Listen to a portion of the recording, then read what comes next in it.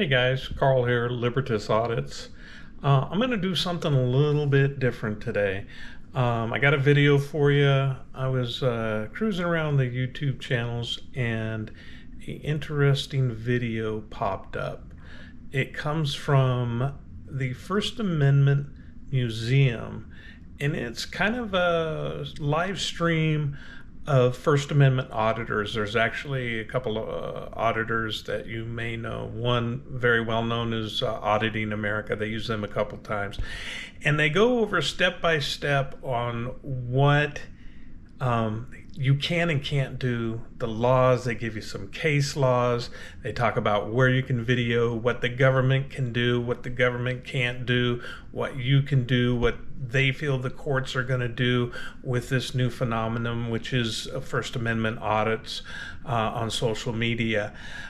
It's really fascinating. It's pretty balanced. There are some things that I disagree with, some things that you may disagree with, but with anything, it's educational. And I believe the number one thing that we need in the community is to be educated when we go out there and talk to the people that we talk to. Everybody's going to make mistakes. Everybody's going to throw out things they think is the way it is. There's a lot of things that we don't like, but it is the way it is. And unless we educate ourselves and put that forth right to them, then we are no better than they are. We need to be better than they are. We are. I think for the most part, we conduct ourselves very well. We're very well educated, and they basically state that in this video. So I hope you like it. It's about an hour long, so take your time if you want to come back to it. Go to their webpage if you want to subscribe. They deal with First Amendment issues. So I hope you enjoy it. Again, like and subscribe to my channel. I truly appreciate it. I am literally growing by leaps and bounds. I want to give a big shout out to Rogue Nation that has just pushed a bunch of people my way. And San Juan Keen Jr. has also pushed some people. You guys are amazing, great comments, and I truly, truly appreciate it. So enjoy this video, like and subscribe, and you guys all have a great evening.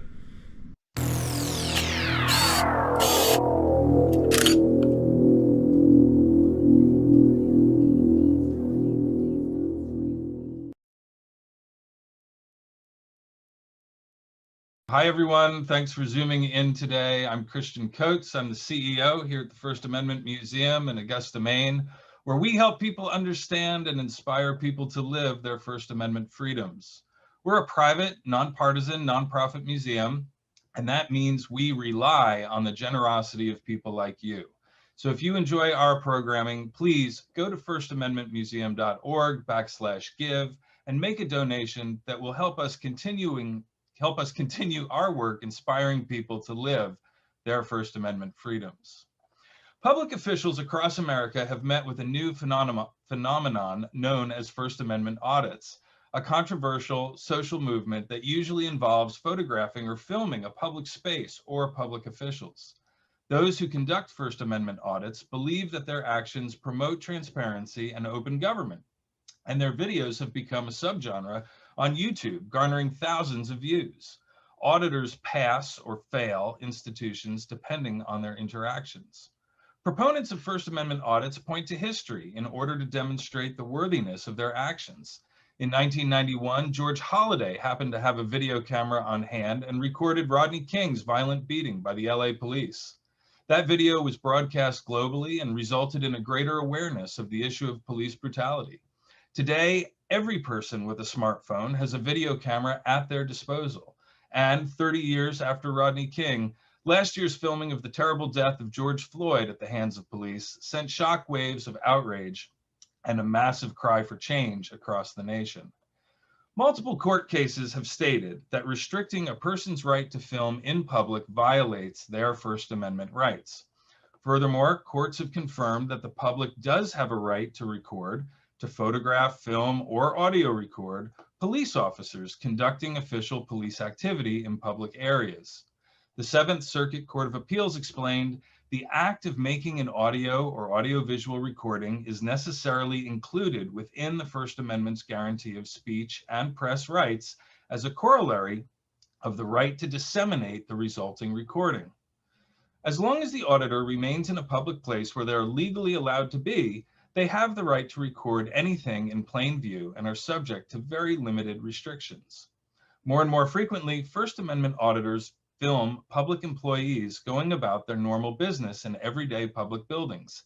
Even the main state capitol building here in Augusta has been audited.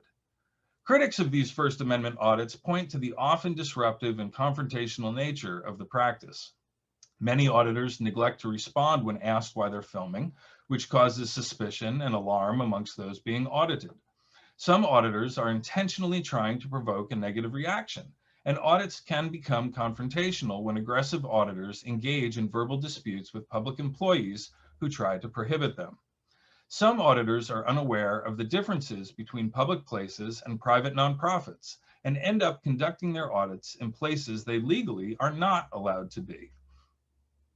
Here to help us better understand and explore the finer points surrounding First Amendment audits is Columbia, South Carolina lawyer Eric Scheidel, General Counsel for the Municipal Association of South Carolina, where he's had significant experience helping towns balance the public's First Amendment rights with the flow of public operations.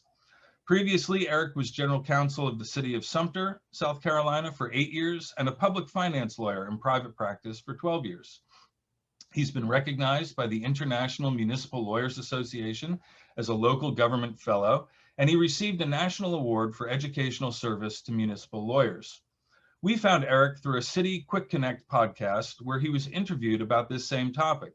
And after writing to him, we discovered that Eric spent many childhood Christmases and summers with his grandparents right here in Augusta, Maine. So welcome back to Maine, Eric, albeit virtually, and thank you for joining us today. Christian, thank you so much. It's my pleasure to be with you today. I was going to start, Christian, by noting my main bona fides, which you alluded to. My grandfather on my mother's side, just for our audience to give some personal color, grew up in Western North Carolina in an old mill village, and was stationed when he joined the Navy in Portland, Maine. Met and fell in love with a Mainer, married her, and my mother's entire family moved to Maine. So when I was growing up, I'd spend summers in Maine. My grandfather's house was at 164 Sewell Street. For your attendees who know where that is, that's 3 blocks from the museum. And I never knew that it was there. So it's good to be here. I do have some Maine bona fides. Another prefatory issue, again, as Christian said, I'm Eric Scheidel. I'm the General Counsel for the Municipal Association. So what we do, we're the trade association and advocacy group for municipalities in South Carolina. We have 271 member municipalities, and my job is to work with the city and town attorneys in those member municipalities to help them comply with the law. For First Amendment audits, I want to preface before we start by giving this, it's politically a very difficult issue because there are valid arguments on both sides. At the association, we believe in open government, we believe in transparency, and we support the First Amendment rights of the public. At the same time, we want to ensure that our member municipalities can effectively do their jobs and we can protect our municipal employees. So we try to strike a balance. I hope that you'll see that balance in the presentation today. Another prefatory issue I want to be sure that I address, because this has come up in prior presentations, is First Amendment audits happen in different contexts. As Christian mentioned, there are the context of police encounters with suspects or members of the public. We're going to address this more, but I want to be clear that what we're talking about today from the municipality perspective is a different dynamic, and we're going to try to separate out the context in which this happens. And finally, one prefatory note based on what Christian said in his introduction, the First Amendment applies only to public bodies. So everything we're going to talk about today applies if you are a public body, if you're a municipality, a county library, something else. If you're a private nonprofit, then the First Amendment is not directly applicable to you. Having said that, hopefully the concepts will be useful so you can think through how they work. All right, so let's start. Christian already gave this background. This is just an orientation to the context here. And it was in 1991. I was a new college graduate in 1991. I remember this vividly, when George Holliday captured the video of Rodney King's encounter with the LAPD. It's interesting, the context here, which is that George Holliday, as I understand it from the history, was standing on his balcony with your old school, large, bulky camcorder. And so it was unusual in that day and age. You know, think of the battery life on a camcorder, think of the weight. You didn't have this everywhere. So it was an unusual event, and it captured national attention because this just wasn't the kind of thing that bystanders had traditionally captured on video. If you were of adult age at the time, you remember it consumed the national media for over a year, but from the initial event to the result in the trial to the unrest in Los Angeles after. The modern context, as Christian said, is everyone has a 4K high definition recording device in their pocket and can film pretty much anywhere they go. So the scope of the right has become much more important and relevant to public and private entities in today's world. The legal issue is this: is recording speech? Because the First Amendment says that Congress shall make no law abridging the freedom of speech or of the press. And there is an argument, which we'll talk about in a moment, that the act of recording is conduct. It's not expressive speech, and therefore it's not entitled to First Amendment protections. This question was asked, however, primarily in what we call bystander videos. This is one of the important political points that I want to emphasize that I mentioned in the preface. A bystander video is footage captured by an uninvolved bystander of an encounter between the police and a suspect. So this would be the Rodney King example, the George Floyd example. These are examples in which there is a freestanding encounter between a police officer, a member of the public, and another member of the public, a bystander, captures that video. As Christian said, enormous progress, well, let's say some progress has been made, an enormous need for progress has been demonstrated by what's been captured on bystander videos in relations between police and the public. Because of that dynamic, the courts have been appropriately highly protective of the right to film bystander videos. And that's the context in which the applicable law has developed. So in the question, is recording speech, the initial and minority view, which I've cited two cases here, one recent, one not recent, were district court, these are federal district court cases saying, you know, recording is conduct, and therefore it's not subject to First Amendment protections. Conceptually, this view probably makes sense. If I go into a place and I am doing nothing but recording, is that expressive conduct the standard for the speech? Now, of course, there's the overlapping right of freedom of the press. And so there was an initial dispute too over if you are an independent journalist or a member of the public, do you have a right to freedom of the press? But regardless of these analytical issues, the current majority view is that recording police activity in public is squarely within the First Amendment right of access to information. This Fields case is a Third Circuit case, came out of the city of Philadelphia. The language in this case is very good because it picks through both the issues of recording being speech and the person engaged in recording exercising a press freedom. What you'll find is that every federal court to consider this issue in the modern context has reached the same result. The First Amendment protects the right to film police-initiated encounters. Now, of underlying police-initiated encounters, some of these cases leave ambiguity. Does this right extend beyond the bystander video? Some of them, the black letter law will say something like, there is a First Amendment right to record a public employee in a public place. Now, that's a very broad statement of the rule, and that will be relevant in what we talk about with the audits in a moment. But you know, the narrower view of the rule is the bystander video to record police. I don't know that we have a national consensus on this issue. The courts of appeals are still filling it in, but my sense is the trend is, subject to the possible limitations we'll discuss in the rest of this presentation, that the right to film public employees in public places is going to be uniformly protected by the First Amendment. Now let's talk about the difficult applications of the rule. And here I want to be clear, we are not talking about bystander videos here. And I've given this presentation before, and I've had some audience members say that they interpreted me to be questioning the right for a bystander to film a police encounter. I am not questioning that. That is clearly established by law, and I think it's a necessary and valuable public function that needs to be done.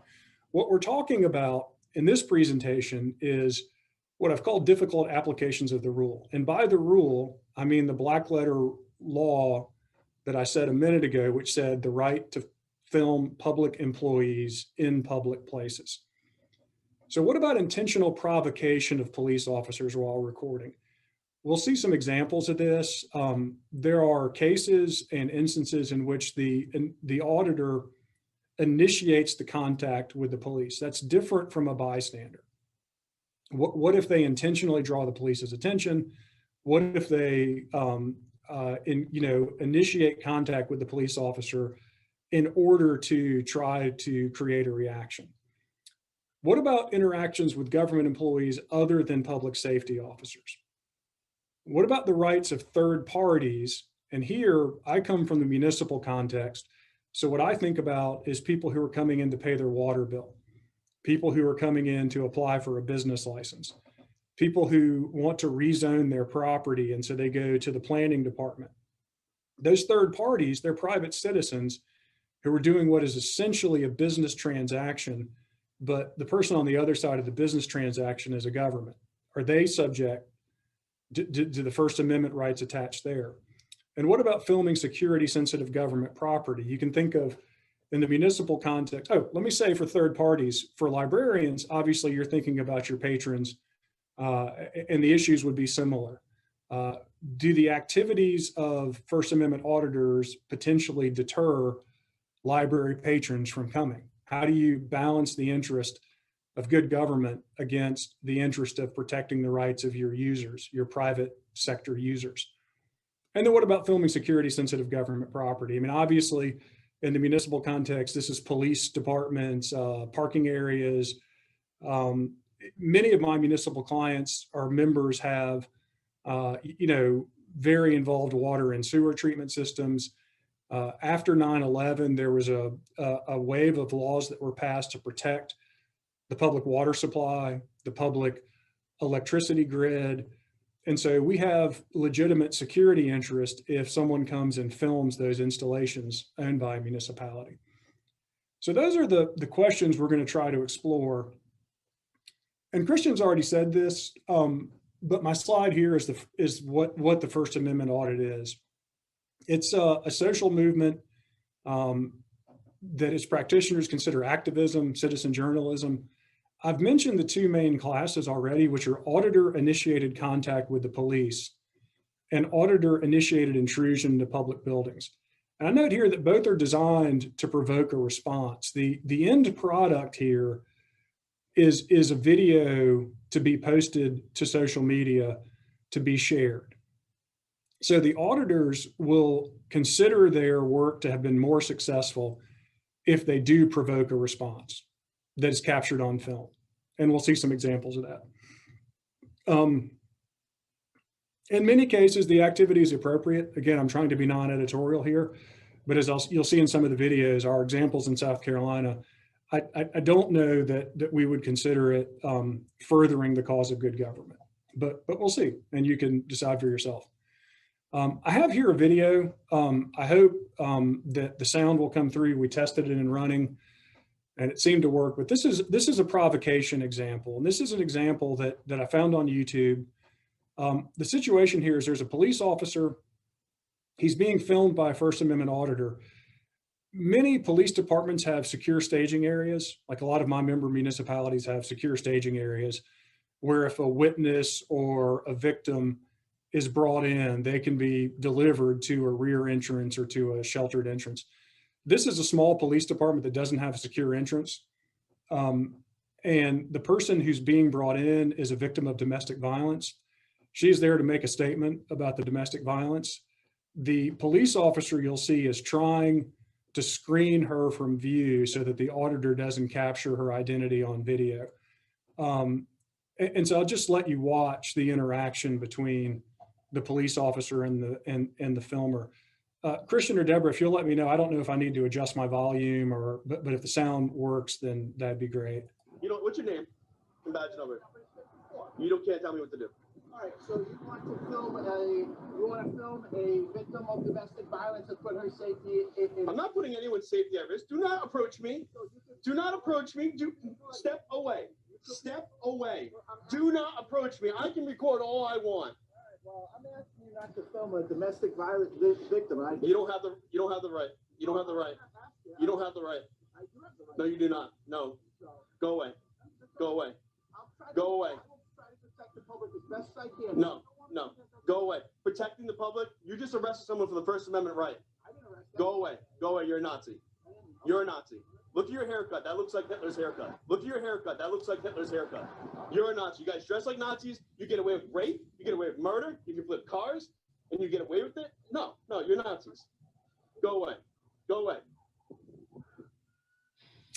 So in this video, I think the point I want to make is just to give you an example of the tension that can arise in this. The police officer, let's assume the police officer is trying to protect the identity of the victim as described in the video. The auditor has a right. Here's the issue.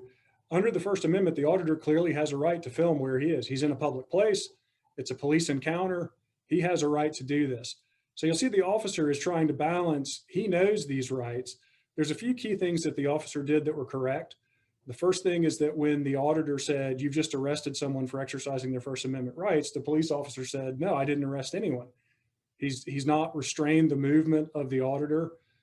He's keeping his hands in his pockets. You'll notice that. That's not an accident for reasons that we'll see in a minute. And he keeps his calm. And I think that one of the persistent themes you'll hear in this presentation, which again, what I'm trying to articulate is to my member municipalities, to libraries and public bodies in Maine, what do you do when you get a First Amendment audit? And one of the lessons I want to communicate is the example of this officer. He stays calm and he doesn't restrain the movement or arrest the auditor. But you can see there would be a question. Does the First Amendment protect the act of provoking the police officer while the police officer is trying to do his job? We'll talk about that in a moment. Now, the other category I mentioned, so we have auditor-initiated encounters with police. We've just seen an example of that. Now, here's an example of auditor-initiated intrusions into public buildings. This happened here in South Carolina. I know these people. This is a facilities audit example. There's a group of people who are gathering outside the Myrtle Beach City Hall. If you know South Carolina, you presumably know Myrtle Beach. They gather outside the Myrtle Beach City Hall. They go in. There's a receptionist on the second floor. And I want you to note how they identify themselves to her, how she responds. She didn't know what a First Amendment audit was. And then at some point during the video, I want you to watch, there's a gentleman who joins the encounter. He's in a blue polo shirt. He's a city employee. He didn't know what a First Amendment audit was. And you'll notice that when he comes in, he's filming the auditor's back. And at one point, he moves the camera stick of one of the auditors to the side. So I just want to show this as a context of what our municipalities have encountered from First Amendment auditors.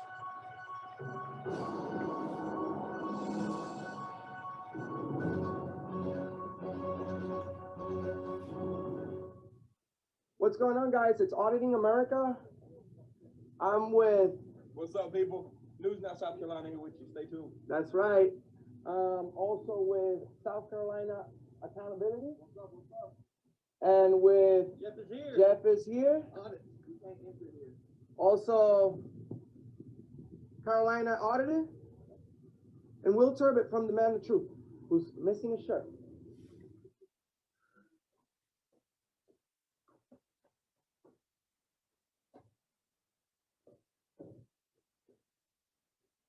Hi, how's it going? How are you? Could you please tell me your name and your position here, please? Why? What's going on? Why have all these Is it not allowed? why do you know what's going on? We're just taking pictures of the building. Okay. And you have a company or business? No, we're independent. You just walking around city buildings and taking pictures? Well, that's what we're doing right now. We're just, looking around. What do you guys do in this office over here? This is City Hall. That's why I'm kind of surprised you guys are just wandering around. Oh, well, it is a public place, right? It is. And you guys are public employees, right? City employees. City employees, okay, so. No, that's no problem. We just want to walk around and take pictures, that's it. You can't really do that. Really, why not? Of everything you guys have around here, and that's it. I just want to know your name and, My name is Cindy. all right, thank you. Hey, that's assault. That's assault. That's assault. That's assault. Don't do. touch, he does it. What's your name, sir? That's assault. What are you What's your name, doing? sir? Did you guys Bruce see that? what? Did you see that? It's on video. I didn't touch you, you touched me. So, Now the whole world's gonna know who you are. what did you do? You don't assault somebody. I thought he took your I phone. didn't touch you, you touched me. You don't have no expectation of privacy in public.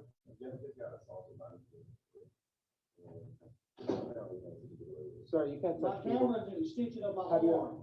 That's assault. We're independent journalists. We're working on a story. Okay, so why couldn't you introduce yourself as such? Now, in this context, so this, as I said, Myrtle Beach, I've talked to these people since it happened. We've used this example in South Carolina. The primary issue here is that neither the receptionist nor Bruce, the guy in the blue shirt who's he's an assistant manager, they didn't know what was going on. So they didn't know what a First Amendment audit was. And because of that, they responded in a way that this became one of the highest viewed First Amendment audit videos in South Carolina. The police came, as we'll see in a few minutes.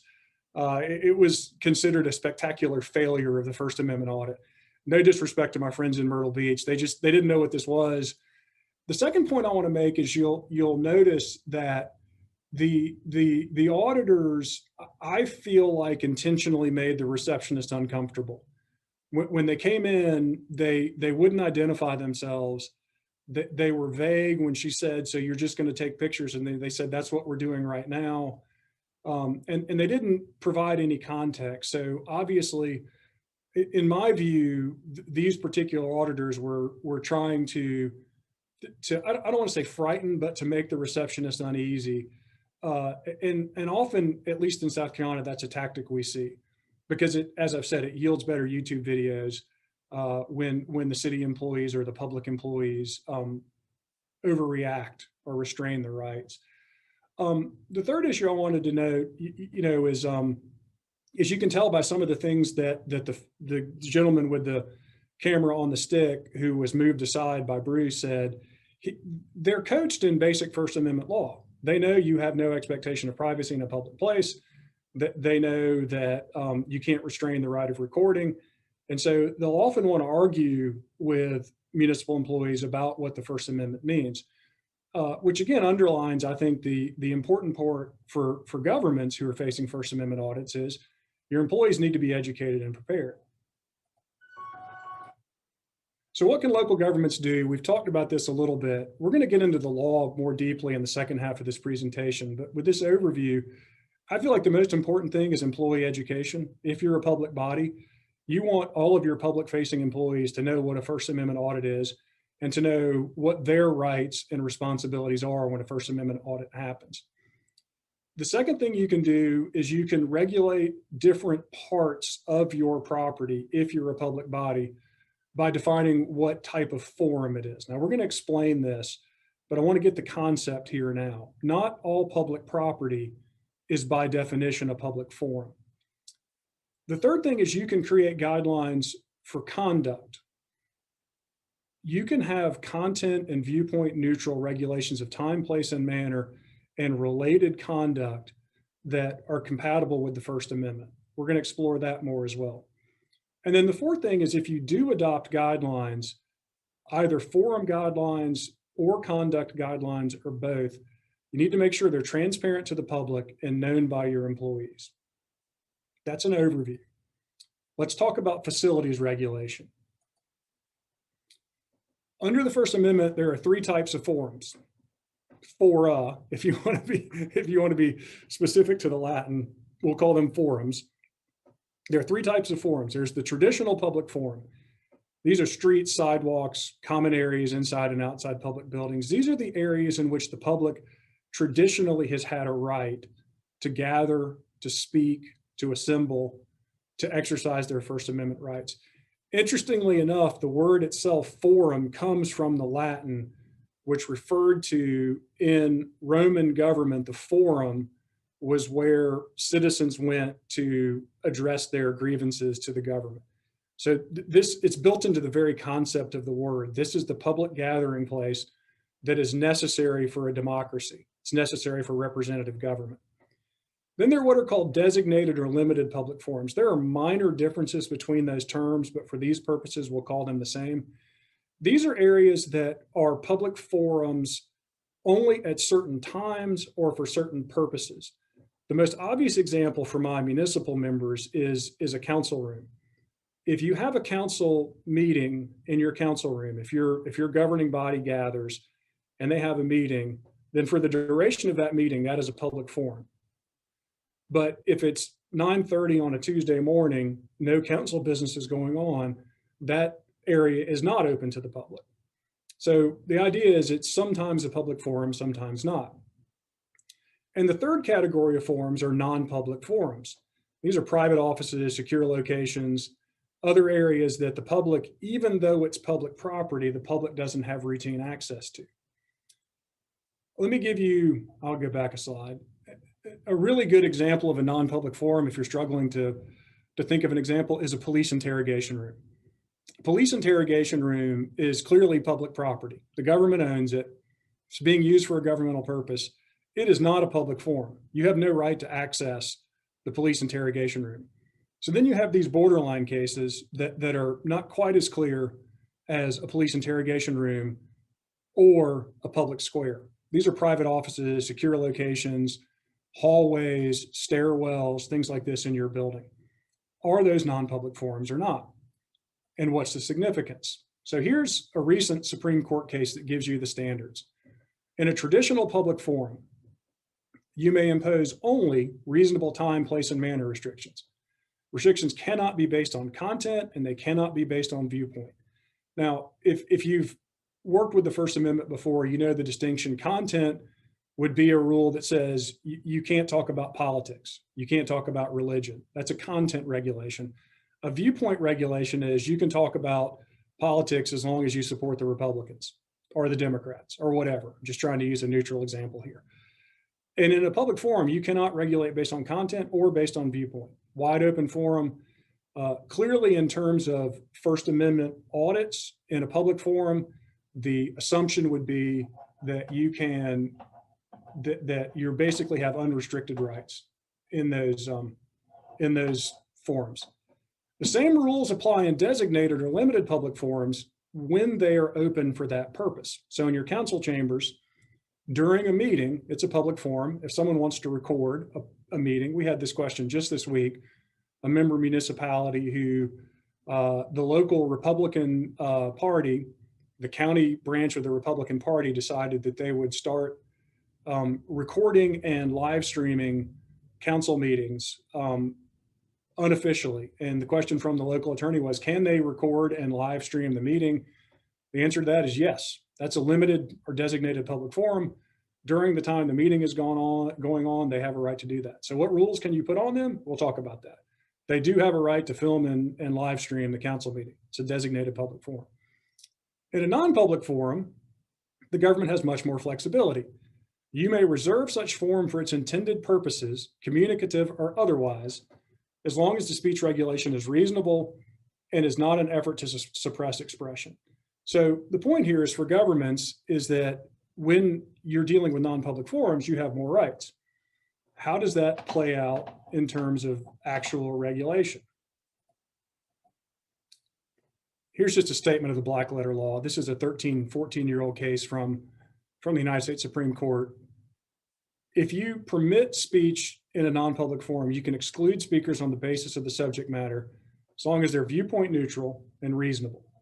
So again, the point I want to make without getting too technical is if it is a non-public forum, you have greater rights. For municipal governments, I assume for libraries and other government buildings, essentially private work areas, these are personal offices, workstations, courtrooms, they can be marked and treated as non-public forums. And what I tell my member municipalities is, as a useful rule of thumb, is when you're asking about a location and trying to decide if it's a public forum or not, would you be required to allow traditional speech in the location? Could protesters gather in the employee's office to demonstrate? Now, the reason this is a useful rule of thumb is because if you have parade permits or gathering permits and someone says, we want to have an assembly on the courthouse steps, at the base of the Washington Monument, in a public park, on the streets, you essentially have to allow that because those are public forums that are protected for expressive conduct and assembly. Would you have to allow that same protest or demonstration to happen in a private work area, in the chief financial officer's office, in a workstation copy room? If the answer to that is no, then that should create the implication that's probably a non-public forum. It can be set aside for a particular purpose. What reasonable justifications can you restrict First Amendment auditors in these property areas and non-public forums to protect the privacy rights of citizens, to prevent disruption of government business and public safety? We'll talk more about this, but the point here is that when you're thinking about your public facilities, ask yourself which parts of this facility are accessible to the public for communicative purposes. We allow recording there, subject only to conduct rules, which we'll talk about, but are there areas that we want to restrict as non-public? If you go back to the Myrtle Beach example that we gave, clearly talking to the receptionist, that is clearly, in my mind, a public forum. They had a right to be there. That's the reception area at City Hall. Did they have the right to wander the halls, go in stairways, go into private offices? Well, the answer to that is it depends on do they have rules. We'll explore that in another video that we have. One thing you'll often see, here's another video, is that municipal employees don't know the difference between public property and a public forum. This is an education question. This is the same encounter in Myrtle Beach. That's an hour-long video. I've excerpted out some parts of it. What I want you to see here is the police officer talking to the auditor is trying to articulate the forum concept, but he doesn't know the three types of forums. He's using the term private property instead of non-public forum, which allows the auditor to argue with him. This is just an example, I think, of the importance of your employees knowing the basic concepts here. All right, so why you guys telling us to leave? This is city property. Okay, which is public property. It's not public property, it's a city property. The city owns this property. Okay, so who funds the city? The city of Myrtle Beach owns this property. This is not like a park. This is not like a roadway. It's a publicly accessible area, and we have freedom of the press, right? Sure. So what is, are you with the press?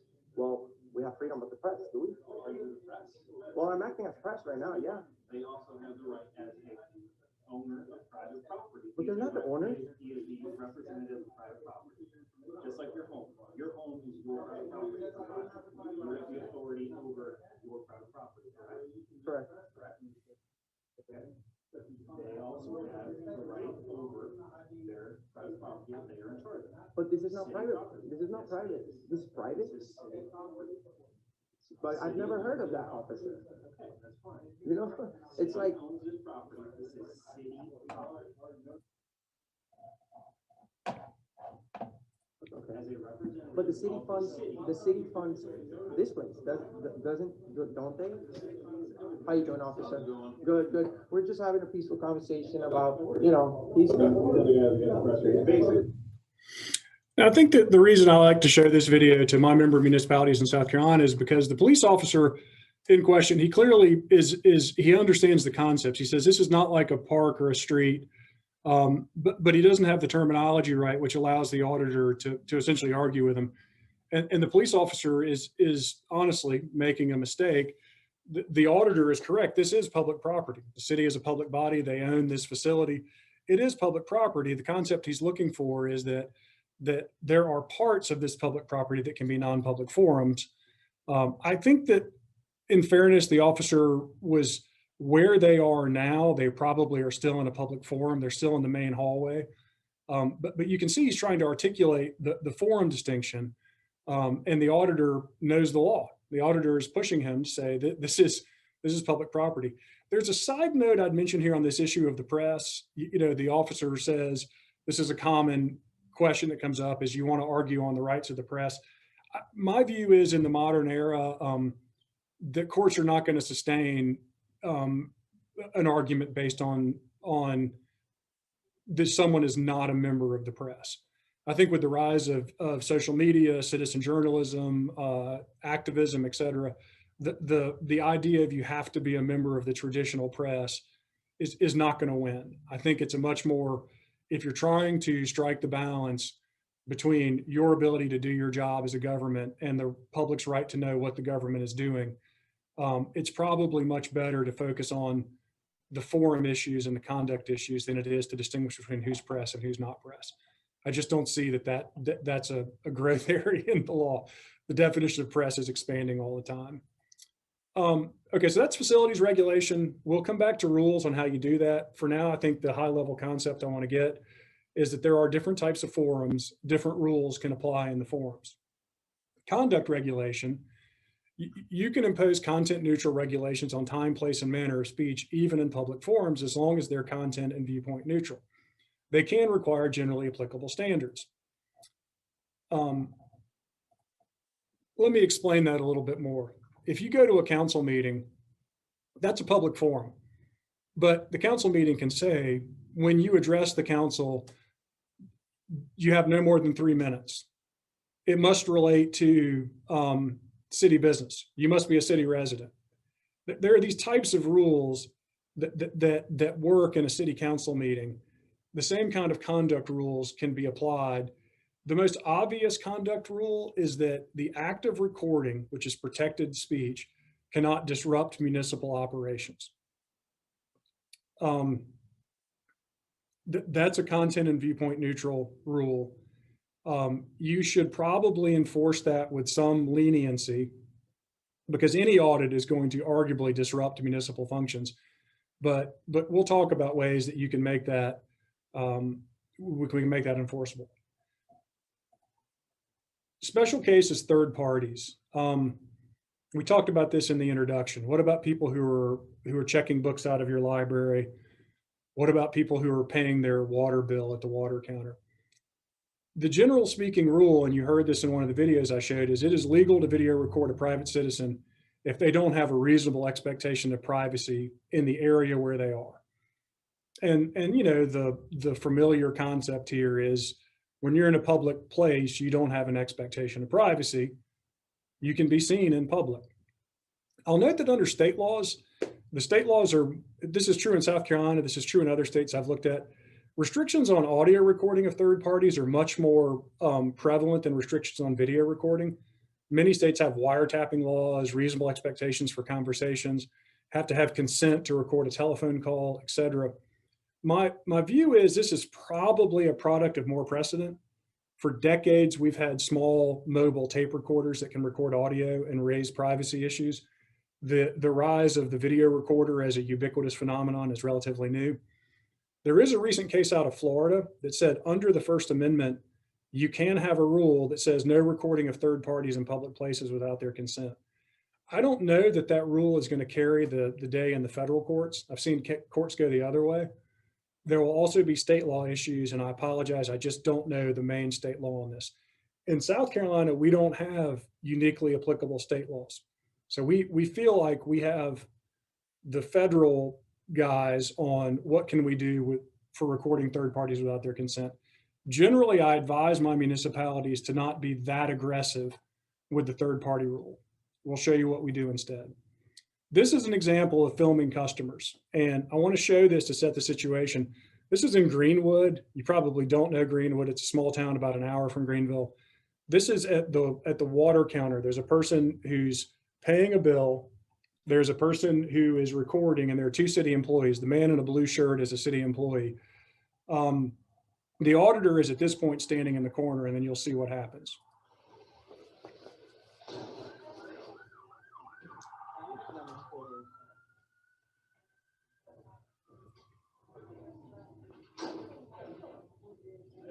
Good, you? Yeah, you videoing us for a reason, or? Well, I'm not videoing you until you walk up to my camera, but I am videoing for a reason. Okay, can I ask you why? Just because we have customers in here, I understand. I don't answer questions. What's your name? Wayne Bartley. Wayne Bartley, nice to meet you. Yes, sir, what's your name? Don't have one. You can refer to me as good citizen. Okay, all right, sir. Thank you. Mm-hmm.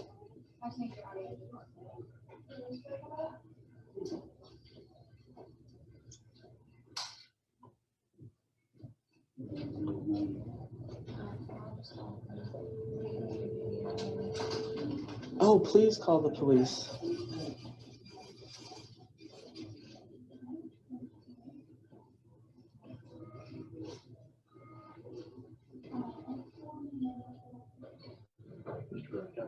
No, sir.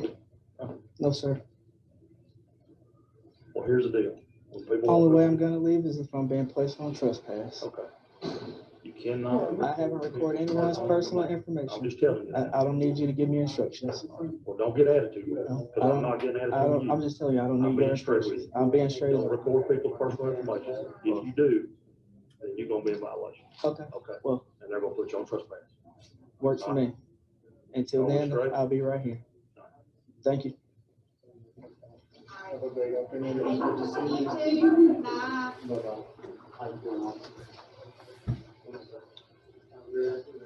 Y'all get some rules posted, we'll be happy to take care of it, okay? What do I need to do? Get some rules posted, Rules? All I need to do is put something on there. well, then y'all have to get it done by the You have to get it approved by your board of commissioners. board member. Otherwise, I'm gonna be right here doing it again. Because I have every right to do so. Not whenever I have customers come in. Does not matter. Personal information. Doesn't matter. They're in private. I mean, they're in public. They have no expectation of privacy in public. I have that done by 5 p.m. today. Thank you. Congratulations. You just learned a lesson on the First Amendment today. And just because of, I'm going to record until 5 o'clock today. Amy. So as you can tell by the end of the video, the lady behind the counter, her name is Amy. I know her. She comes to all of our training functions. And there's two points that I want to emphasize from this video. The first is the auditor recognized that when the police officer came in, the auditor recognized that even in the absence of facility-specific rules, he didn't have the right to capture personal information. Police officer told him, you know, if you capture any personal information, if you stand, the message here is if you stand close enough to someone to see the name on their checkbook, the name of the book they're checking out, identification, whatever else, those are protected. You know, the law on this is not crystal clear, but my view is that capturing personal information in what's essentially a private transaction that happens to involve the government, that's implicit in my mind. And the auditor here would have respected that rule. He said he's not capturing personal information. The second is that Amy said they were going to post rules, and the cop said the rules have to be approved by your board of commissioners. The auditor agreed with that. If you have rules approved by your commission or your governing body, then I'll respect those rules. So it's interesting, you know, the auditors typically know what they're doing. They typically will respect these rules if they are consistent with the First Amendment. We'll show the rules in a moment. I keep promising more to come, but I do want to give a special case on stalking and harassment. This happened in South Carolina.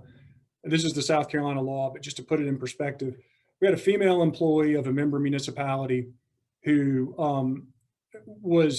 there was a local citizen who had developed, let's say that he was attracted to her, and he came in and he filmed her while she was working.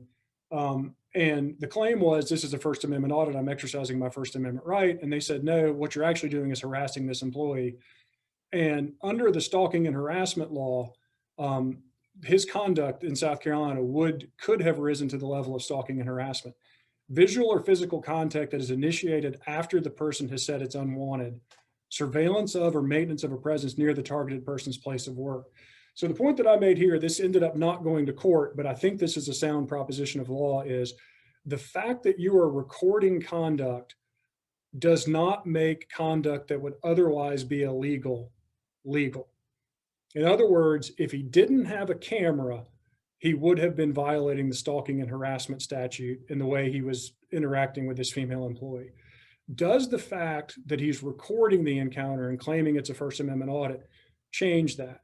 And my answer is, with some qualifications, no. You can regulate the conduct. And if he's stalking and harassing an employee, or if she's stalking and harassing an employee, then you can take appropriate actions, even if they are filming the interactions. So to finally talk about specific rules, we've drafted a model policy at the association for our members. We have tried to strike a balance. In some cases, I will be honest, we've given minimal and maximal options, but we're trying to define how to respond to First Amendment audits. The first one is, and we pulled this from Portland, Oregon. I met the city attorney from Portland. They were having an early issue with this, and basically says you can't enter municipality property except for to conduct legitimate business, to enjoy publicly accessible amenities, or to lawfully assemble for interaction in areas specifically designated for such assembly. This just defines the use of government property. You can adapt this to your own purposes, but it's step one in identifying which parts of government property are accessible for full exercise of First Amendment rights. There do have to be such areas. You can define what they are. Limited access areas, we've introduced this concept that it's an area that's not generally open to the public. It's open only on a limited as needed or by invitation basis, or it's in an area open to or occupied to private third parties. How do you designate them? They can be designated by doors, barriers, building design features, signage, stanchions, ropes, etc. What I've done with my member municipalities is we've literally sat down with a map of the facility and drawn out what are your areas, color code them. The public forums are clearly marked. And then we have areas where we say, can we justify this being a limited access area? If so, how do we identify it? And to give you a specific example, in one of our member municipalities at the business license counter, we basically put up the equivalent of a Walgreens pharmacy line, which there's a sign on a post that says, for the privacy of our customers, please wait here until you're called to the counter. And I feel like you can do that in an area where the public is interacting. I think the auditor in the Greenwood example I showed would have respected that rule if you had said, stand behind this line and you have a right to film for as long as you want, because that's our designated public forum here. And there's a limited access area close to the counter. Then we've given who can access limited access areas. So obviously officials and employees of the government, private parties, but on a limited as needed or by invitation basis.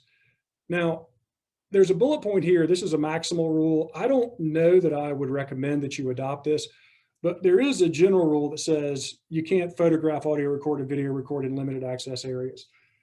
I don't know that the federal courts would uniformly approve that rule. I've seen a split of opinion on this. My view is I would recommend that you save that for particularly sensitive areas, police stations, courtrooms, things like that, where there's a high sensitivity or high security areas. Clearly, in the introduction, I talked about what about water and sewer facilities? What about electrical substations? What about financial record rooms? You can prohibit, I think you could prohibit photography and audio recording there. I wouldn't do it for all limited access areas. Rules of conduct. So that's facilities regulation. Define the forums and mark them.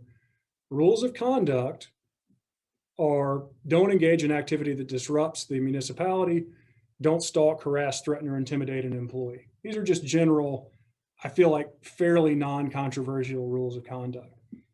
What about third parties? If you have a policy on third parties, clearly enforceable to have a rule that says no person shall photograph or record that allows capture of private, personal, confidential, sensitive, or privileged information.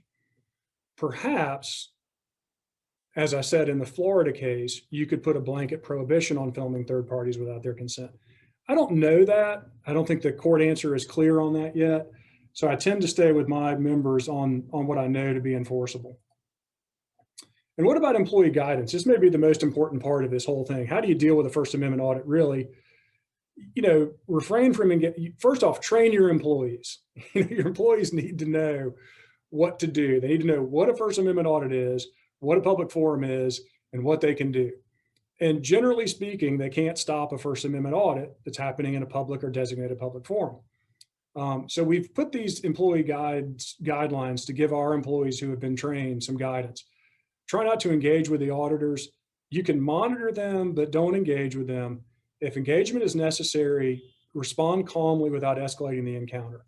If you don't want to be photographed or recorded, then as an HR matter, we will allow you to go to a private area. We're looking from the perspective of the government. You're not required to answer questions or demands. So when the person comes in and says to you, what's your name, what's your position, what's in this room, you don't have to answer that. They have a right to film your answer or non-answer, but you don't have to argue or explain yourself. And if there's a third party who's uncomfortable because of an auditor, then we've recommended to our member municipalities, you can invite that third party to go to a more secure area. So at our water department, we may have go into a private office. At our police station, when someone's making a complaint, they can go to a more private area that's a non-public forum. So general guidelines for all employees, they should know their legal authority and they should be educated. I think that public employees should know the difference between public properties and public forums. If you do adopt rules for First Amendment audits, then I think they need to be clearly articulated and shown to the public. I really counsel my members, stay calm and rational, don't get mad. If they accuse you of having a haircut that looks like a Nazi, do what the police officer did and try to deflect or diffuse it. And remember, the end goal here for most of the auditors is to make an interesting and high hit YouTube video. And so with that in mind, try to deny them the right or the opportunity for something that would be interesting.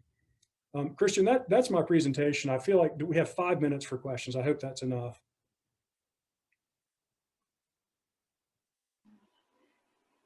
Hi, Eric, this is Deborah. Just getting Christian back on. Thanks, Deb. Yep, Yeah. I'm back on here. Just trying to click through all the little things. Eric, that was fascinating. Something I've certainly never experienced myself, but I've heard a little bit about it. In fact, I really didn't know much about it at all until a lady from the state library here in Maine emailed us and said, hey, do you know about this thing that's happening? And we're worried about it happening here in Maine. And I had no idea. So, we started to look into it. So maybe we can do something. So I hope we have a lot of Maine librarians on the call today. And I hope if you Maine librarians didn't know about the First Amendment Museum, you do now, and you'll check out our resources online or come visit us in person. We have some questions here for you. From Ben, I work at a private nonprofit with substantial municipal and state funding. My understanding was that people, including staff, don't have a right to expect privacy in spaces that are open to the general public. Is that true? And if so, wouldn't people have the right to make recordings in private nonprofits that are open to the general public? Or is it the case that the nonprofit corporation has the property right to limit the right of visitors to make video recordings, even if individuals don't have the personal right to limit recording of them while they are in a public space? Christian, I would welcome your input on that. My belief is that the second option is the correct one, that the owner of private property, even if it's nonprofit property, under federal law can restrict the things that happen in that property. So the common example that's given is if you go into an Apple store, you go into a T-Mobile store, they can have rules on recording and interacting with other customers. I feel like under federal law, the private nonprofit has the same rights as a property owner. Now, what if they don't take those rights? Then there's a gray area. Does state law and state constitution matter in terms of the public funding of that entity? In South Carolina, my belief is no. It changes rules for freedom of information. It changes rules for other purposes, but I don't think it changes the First Amendment recording rights within those private facilities. Yeah, I'm not a lawyer, but I can speak from 20 years of experience of working at James Madison's Montpelier in Central Virginia, which is not state-owned or federally owned. It's a private nonprofit, and we did limit where people could take photographs or film. Certainly, you were not allowed to film an employee giving even a tour, that was for the public, unless you had that employee's specific permission. So, and we received lots of state funding, federal funding, and although not enough of it, and private funding. So, so I would say private nonprofits can limit people's ability to behave in whatever the way they want to on their property. It's your property. I think that I would make the same point, Christian, very quickly there that I made for the governments, though. If you have those rules, they should be clear and they should be accessible. So you can say, here's what the rules are. Yeah, we put rules like that on our gates, and then on the doors of our visitor center, and then on the back of the tickets that people bought. And one, it's an interesting flip to that was, we said if you purchase a ticket, you consent to being photographed. Basically, if you're on our property and we're filming an event or something like that, and you get caught in the camera, we've got your consent by virtue of purchasing this ticket. Nobody ever called us on that. Let's see, I'm trying to find out the next question. Would personal information, including the book someone is picking out or the information they're looking at online at a library, be considered personal? Christian, and this is the question I told you I was afraid I'd get before we started, which is, I realized for my audience, I realized last night, there is this vast body of library law that I don't know. What are the reasonable expectations of library patrons in terms of books they check out? I can tell you in South Carolina, like circulation records and checkout things are exempt from FOIA. So I know that in South Carolina, this information as a product of state law would be personal information, and you could restrict the access of recording that information. I don't know, and I apologize to the group. I thought of this last night, that I just didn't have time to research the federal constitutional law on the expectations of privacy for library patrons. My thought is that the identity of the person, the books they're checking out, and personally identifiable information can be protected. And I feel relatively confident of that, but I need to disclaim, I wish I knew this better, and I do apologize to our group that I wish I thought of it Sunday night instead of Monday night. Well, I see a couple of questions here about kids. And are there special considerations for filming children? So can you address that? Not to my knowledge under federal law. The conduct guidelines would be applicable here, though, because you could make something that would be content neutral and viewpoint neutral. It simply says no filming of children. I think that if you had that rule, in other words, let me take a different tact on this.